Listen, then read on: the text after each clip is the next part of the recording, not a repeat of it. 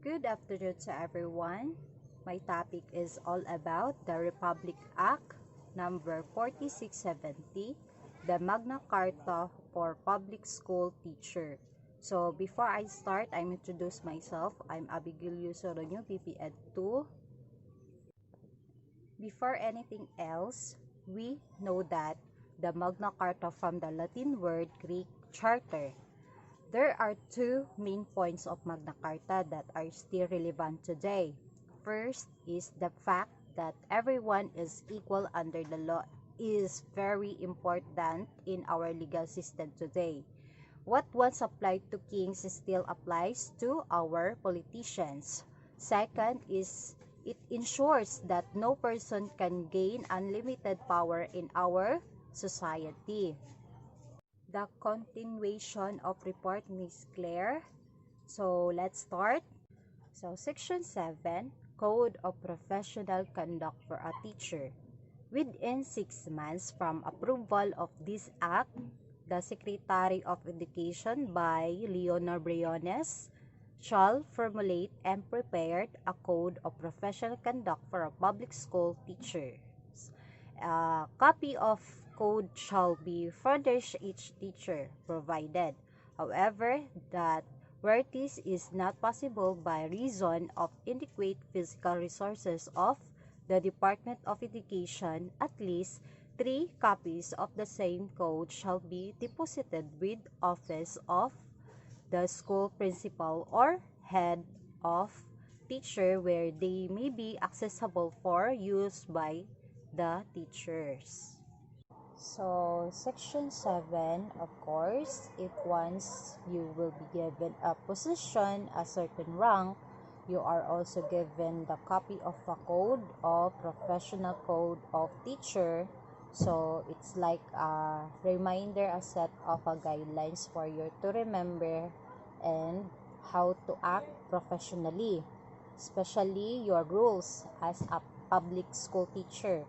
So individually, each teacher must be given. That's why before you will be assigned to teach in the public school, there is a first ad hoc thinking and there is a first gathering of all public school, newly hired public school teachers, and you will talk about this and that it's like an orientation. But if ever hindi enough yung copy, at least there must be 3 copies in a per school para if needed sa teacher, pwede niya yung gamitin. For like example, as a teacher, you must be study or find some technique by using the code to make your teaching strategy well that can easily understand by your students and they can interact your specific topic. Okay, next, the Section 8, Safeguards and Disciplinary Procedure. Every teacher shall enjoy equitable safeguards at each stage of any disciplinary procedure. Safeguard and disciplinary procedure. So, if ever there will be cases or complaints to be filed against you as a teacher, here are 4 things that you needed to remember.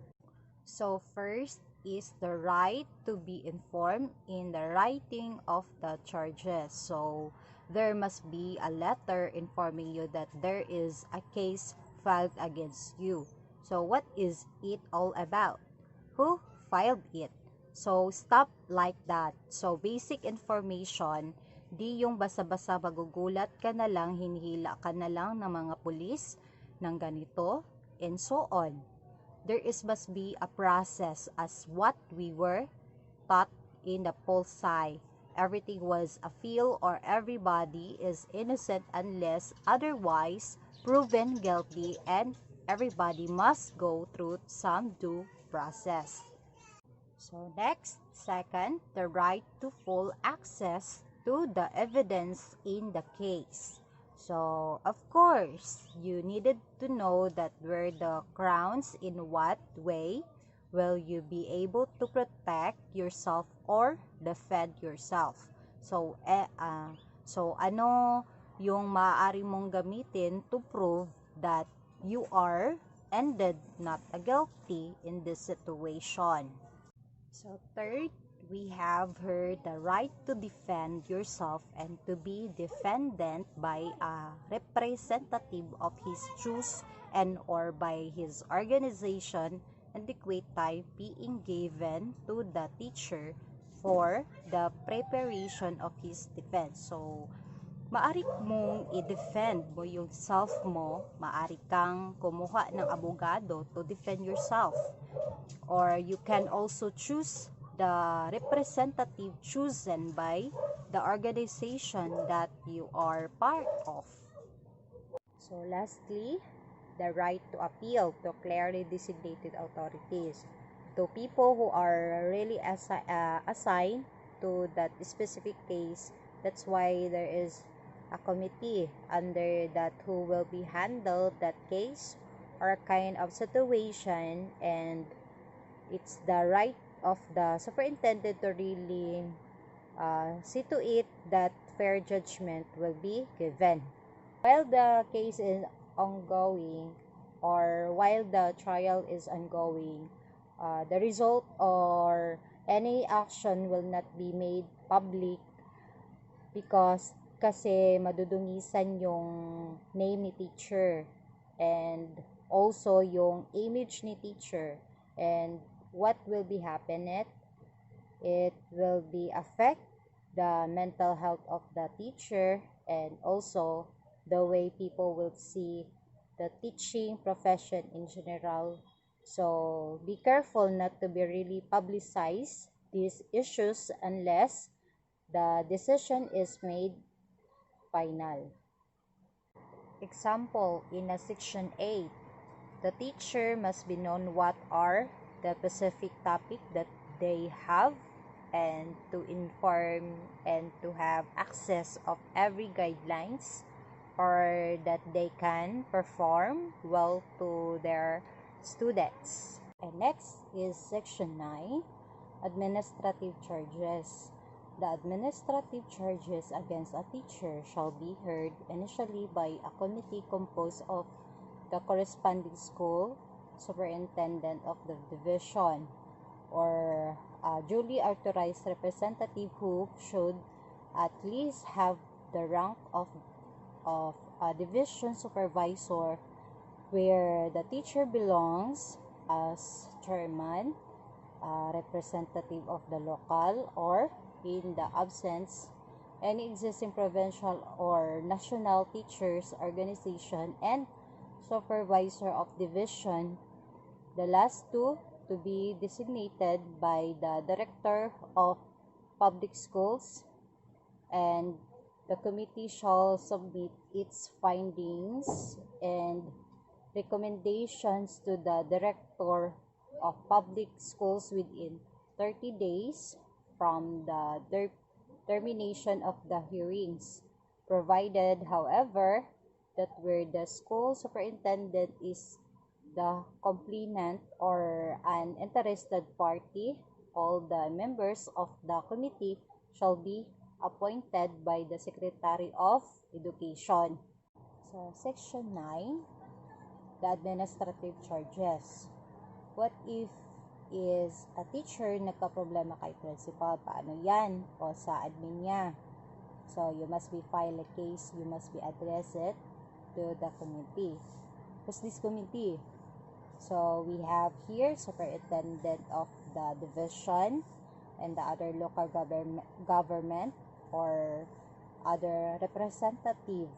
So, if ever you will be file a case like a teacher, so like for example, teacher X versus Cagayan de Oro superintendent, then so if ever that you are already targeting the superintendent, then that Department of Education, that specifically with the prerogative of the Secretary of Education, will then assign the Director of Public Schools or other person na same ang rank niya kay department and superintendent, and the result of the trial must be given 30 days after the hearing was finished.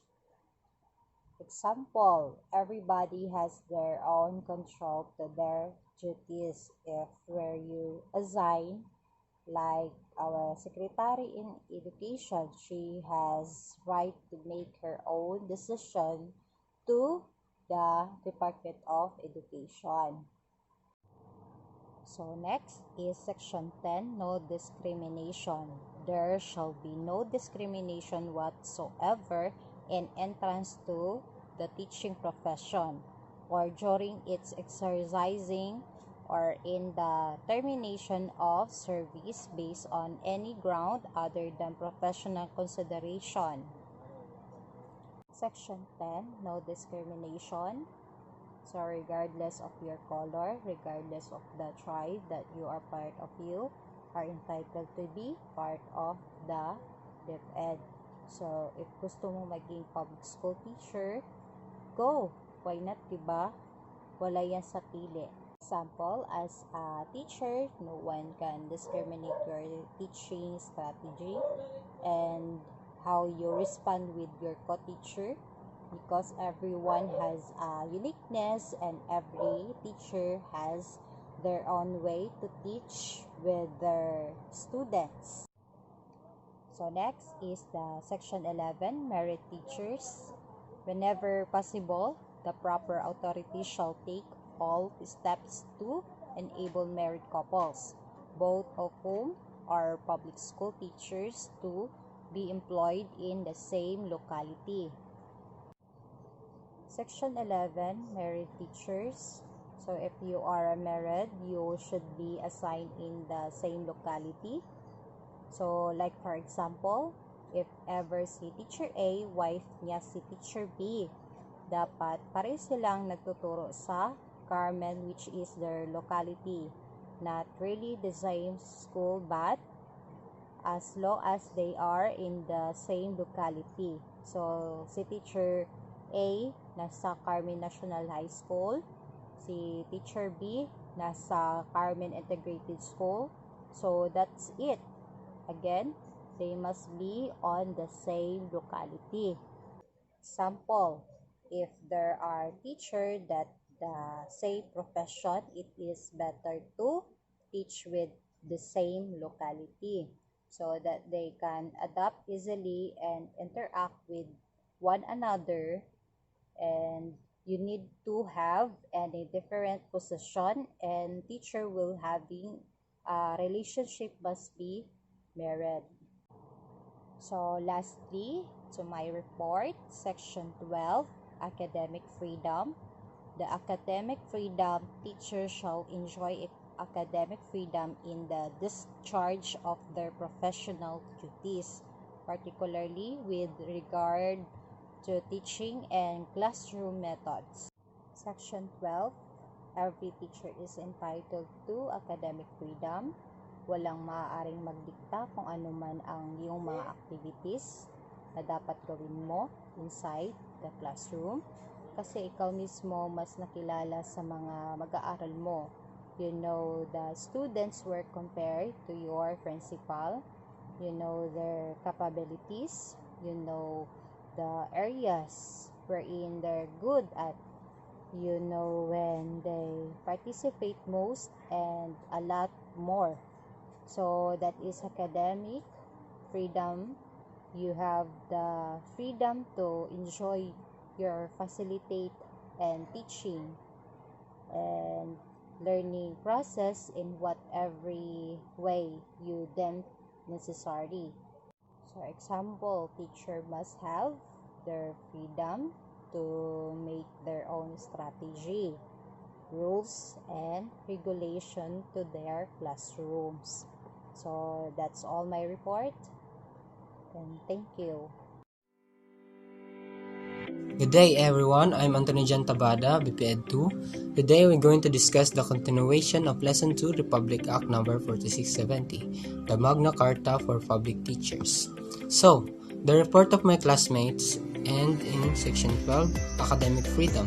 So now, we're on the chapter 3 of the lesson, which is hours of work and remuneration. In section 13, which is teaching hours, in this section, a teacher shall not be required to render more than 6 hours. However, any teacher can be required to render more hours but not exceeding 8 hours of actual classroom teaching. So when this happens, a teacher can earn an additional compensation at the same rate as his regular remuneration plus at least 25% of his basic pay. So the next one is section 14, which is additional compensation. Just like it sounds, it's about the additional compensation of a teacher.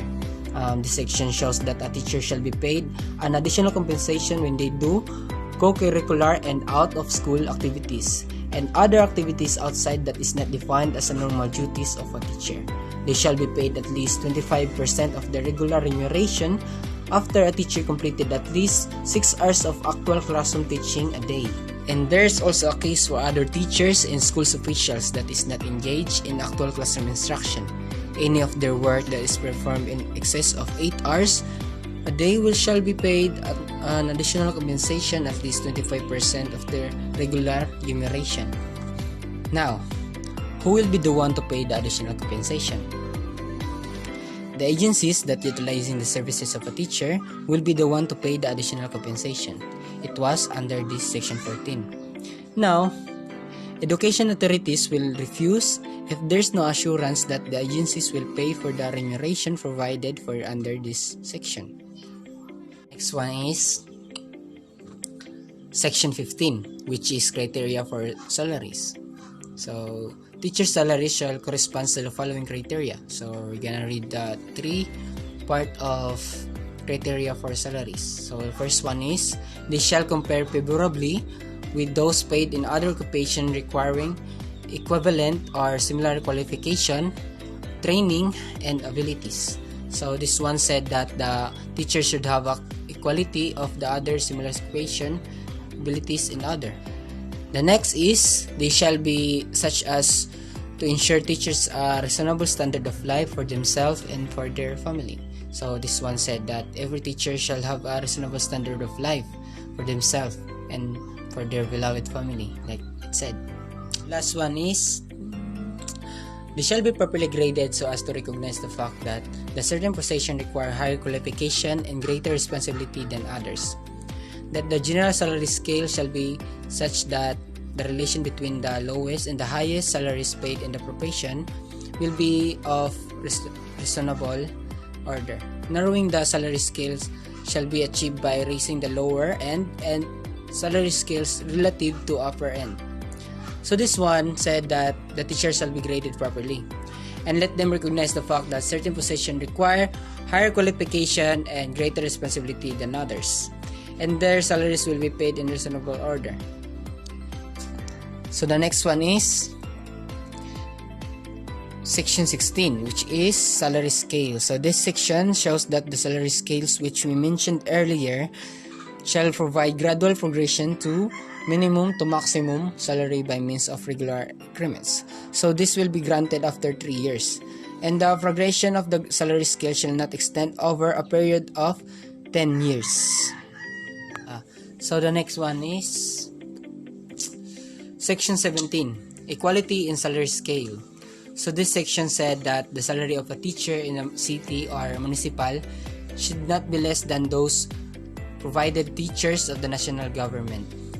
Just like the term equality, there should be fairness in salary scales of a teacher.